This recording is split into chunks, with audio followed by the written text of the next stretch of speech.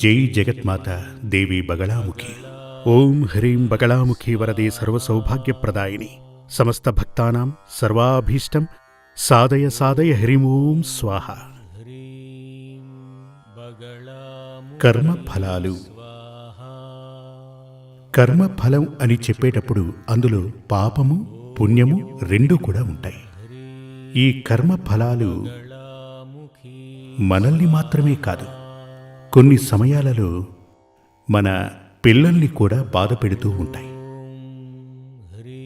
పిల్లల్ని బాధించడం అంటే ఏమిటంటే, కొంతమందికి వారి జాతకం ప్రకారం అధిక పాపం చేసి ఉంటారు. జాతకంలో 5వ స్థానం పూర్వ పుణ్యస్థానం. ఆ 5వ స్థానంలో ఉన్నటువంటిది రాహువు అయి ఉంటే గనక ఖచ్చితంగా ఆ మనిషి యొక్క పూర్వ పాపాలు తమ పిల్లల్ని తప్పకుండా బాధిస్తాయి.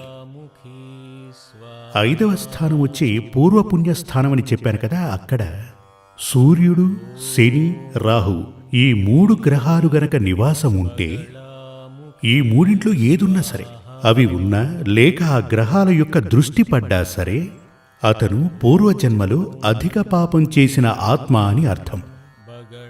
ఇందులో సూర్యుడు గనక ఉంటే 100 దోషాలు, శని గనక ఉన్నట్లయితే 1000 దోషాలు, రాహువు గనక ఉంటే 1,000,000 దోషాలున్నాయని చెప్తారు. అంటే రాహువే అధిక ప్రమాదాలు సృష్టించును అని అర్థం.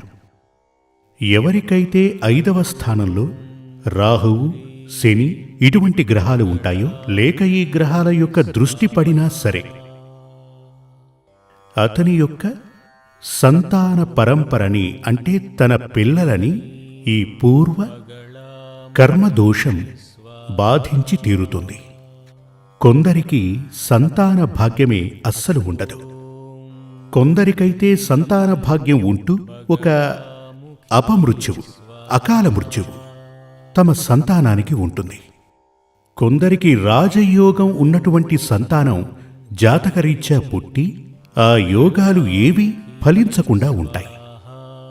ఇంకొందరైతే తమ పిల్లల్ని చాలా సంతోషంగా పెంచుకుంటూ ఉంటారు. కొంతకాలం గడిచాక అదేంటంటే, వాళ్ళు మేజర్స్ అయిన తరువాత ఎవరో ఒకరిని, ఒకవేళ కొడుకే అయితే ఎవరో ఒకరిని ప్రేమించి ఇంట్లోంచి వెళ్ళిపోతాడు. కూతురే అయితే ఎవరో ఒకరిని ఇష్టపడి వెళ్ళిపోతుంది. అంటే ఏమిటంటే, ఇక్కడ కూడా తల్లిదండ్రులకు అంటే అమ్మా నాన్నకు పుట్టినటువంటి సంతానానికి దుఃఖమే వారి నుంచి వారసత్వంగా లభిస్తుంది. ఇప్పుడు ఇది మాత్రమే కాదు, సరే మనం దుఃఖం అనుభవించినా పర్వాలేదు, పిల్లలు బాగుండాలి అనుకుంటాం. అలా జరగదు. వారు కూడా అనేక కష్టనష్టాలు అనుభవించవలసి ఉంటుంది. ఇప్పుడు కంటిన్యూగా వస్తున్నటువంటి పూర్వజన్మ పాపదోషాలు ఉంటే అది మనం మార్చుకుని తీరాలి. పూర్వజన్మ పాపదోషాలను తొలగించటానికి హిందూ వేదశాస్త్రాల ప్రకారం ఒకే ఒక పూజ ఉంది. అదే సహస్ర విరాజిత యాగం. అది ఇదివరకే నేను చెప్పాను కదా, మనం పుడుతున్నప్పుడు మనం ఎలా జీవించాలి అని మనకు జీవితాన్ని ప్రసాదించినవాడు బ్రహ్మదేవుడు కదా. బ్రహ్మదేవుడే మన తలరాతను రాసినవాడు. నారాయంతో అంటే ఘంటంతో. దేవతలు మన నుదిటిపై రాసే కలం పేరే నారాయణ్. అలా రాసుంటారు. ఆ జడ్జిమెంట్ని, బ్రహ్మదేవుడు రాసినటువంటి జడ్జిమెంట్ని మార్చాలి అంటే గనక బ్రహ్మదేవునికైనా శక్తివంతురాలై ఉండాలి. ఆవిడే సాక్షాత్తు పరాశక్తి అయినటువంటి అమ్మ, ఆదిపరాశక్తి. ఆ ఆదిపరాశక్తి యొక్క త్రిగుణభావ స్వరూపిణి అయినటువంటి సాక్షాత్ శ్రీ బగళాముఖీదేవి అమ్మవారు సహస్ర విరాజిత యాగానికి అధిదేవత. ఒక్కొక్క యాగానికి ఒక్కో దేవత ఉంటారు కదా. ఇప్పుడు సుదర్శన హోమం అంటే దానికి దేవుడెవరు? విష్ణుదేవుడు, సుదర్శనమూర్తి. మృత్యుంజయ హోమానికి దేవత ఎవరు? దేవుడు, మహాదేవుడు. ఇలా చండీ హోమానికి దేవత ఎవరు? దేవి, చండీ. ఇలా ఒక్కొక్క పూజకి ఒక్కొక్క దేవుడు ఉన్నారు. అదేవిధంగా సహస్ర విరాజిత యాగానికి దేవత, దైవం శ్రీ బగళాముఖీదేవి. ఆ బగళాముఖీదేవి ఉపాసన వల్లనే లేక బగళాముఖీదేవి పూజాది కర్మలను పఠించిన వారికే సహస్ర విరాజిత యాగం చేసేటువంటి శక్తి సామర్థ్యాలు మెండుగా ఉంటాయని చెప్పాలి. పూర్వజన్మ పాపదోషాలు ఉంటే గనక ఆ పూర్వజన్మ పాపదోషాలను మార్చకుండా ఇప్పుడు మనం జీవితాన్ని ముగిస్తే గనక, అంటే మనకు గనక మరణం సంభవిస్తే ఇప్పుడున్నటువంటి జన్మ కంటే దారుణమైన జన్మ మనకు లభించడం జరుగుతుంది. చాలా దారుణమైనటువంటి జన్మ దొరుకుతుంది. మీరు చూసే ఉంటారు కదా, మీరు గనక ప్రయాణంలో ప్రయాణిస్తూ ఉన్నప్పుడు, ప్రయాణం చేస్తున్నప్పుడు ఊరికే పాటలు వింటూ కూర్చోకండి, నిద్రపోకండి, పరిసరాలను గమనించండి. కారులో వెళుతున్నా, బస్సులో వెళుతున్నా, రైల్లో వెళుతున్నా సరే, ఇప్పుడు ప్రకృతి అని చెప్పబడేది కూడా ఒక పుస్తకమే. మన కళ్ళు మనం తెరుచుకొని చూస్తే చాలా విషయాలు మనం నేర్చుకోవచ్చు, చదవచ్చు కూడా. బండ్లో కూర్చుని అటూ ఇటూ గమనించండి. వీధుల్లో అనాథగా కుక్కలవి కనపడుతుంటాయి. వీధి కుక్కలు అంటూ ఉంటారు. ఈ కుక్కలు తలదాచుకోవటానికి స్థలం లేకుండా అల్లాడుతూ ఉంటాయి. మీరు చూసే ఉంటారు, చాలా చోట్ల కుక్కలు గుంపుగా కనపడతాయి. ఆ ఏరియా వాటిది. వేరే కుక్క గనక అటువైపుగా వస్తే ఈ గుంపు దానిని తరిమేస్తుంది. ఈ వీధి కుక్కలకు ఎటూ వెళ్లే దారి తోచదు. తినటానికి తిండుండదు, త్రాగటానికి నీళ్లుండవు. ఇక వర్షాకాలంలో మన ఇంట్లోకి ఏదైనా కుక్క వస్తే మనం చూస్తూ ఉంటామా? తరిమేస్తాం కదా. మరి ఏం చెయ్యాలి? దారి ఉండదు. ఇప్పుడు కుక్కలా తిరుగుతున్న ఈ జంతువు గత జన్మలో మనిషి అయి ఉండొచ్చు. అతను చేసిన మహాపాపాల ఫలితాన్ని అనుభవిస్తున్నాడు. ఈ పరిస్థితి రేపు మనకు రావచ్చు. అలా రాకుండా ఉండాలి అంటే మన యొక్క పూర్వజన్మ పాప దోషాలను మనంతరం మార్చుకుని తీరాలి. ఇప్పుడు మాత్రమే కాదు, రాబోయే జన్మకు మనంతరం ఒక సుఖభోగాలను ఇన్సూరెన్స్ చేయటం లాంటిదే అది. ఒక వాహనం తీసుకుంటే మనం బీమా చేస్తాం కదా, ఇప్పుడు అన్నీ బీమా చేస్తున్నాం.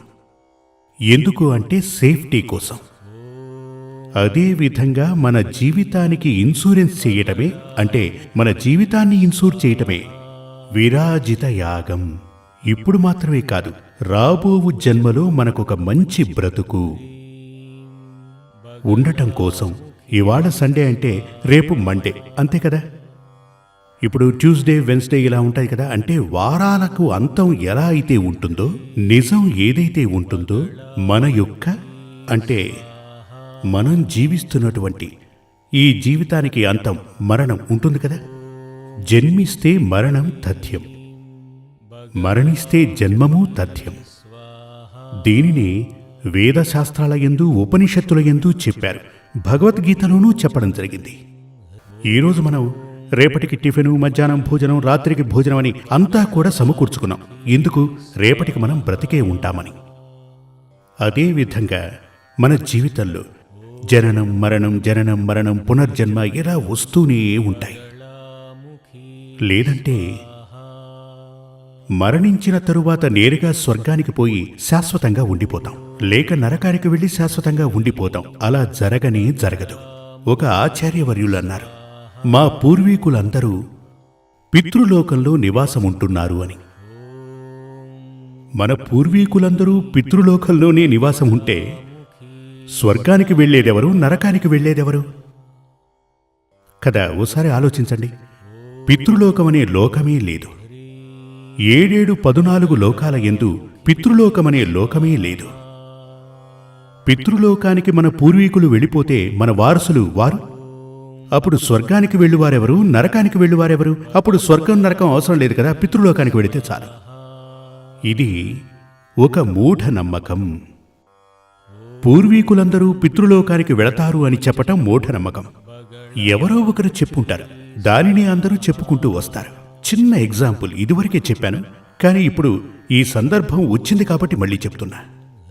ఒక మంత్రం, శుక్లాంబరధరం విష్ణుం శశివర్ణం చతుర్భుజం ప్రసన్నవదనం ధ్యాయేత్ సర్వవిఘ్నోపశాంతయే. దీన్ని వినండి. 100 మంది ఆచార్యవర్యులు, 100 మంది పురోహితులు వారిని పిలిచి ఒక్కసారి అడిగి చూడండి.